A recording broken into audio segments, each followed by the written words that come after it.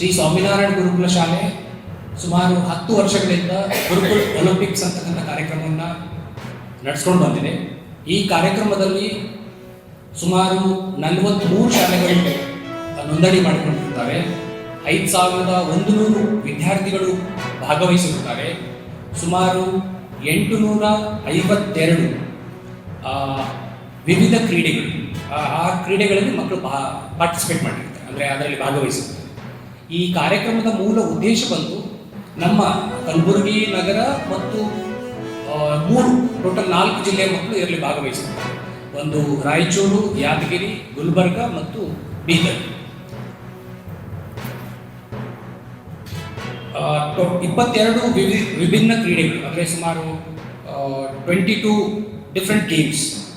ಈ ಒಟ್ಟು ಪಂದ್ಯಗಳಲ್ಲಿ 852 ಮಕ್ಕಳು, ಅಂದರೆ ಪಂದ್ಯಗಳು ನಡೆಯುತ್ತವೆ. ಅದರಲ್ಲಿ ಪಾರ್ಟಿಸಿಪೇಟ್ ಬಂದು 852 ಮಕ್ಕಳು ಪಾರ್ಟಿಸಿಪೇಟ್ ಆಗಿರ್ತಾರೆ.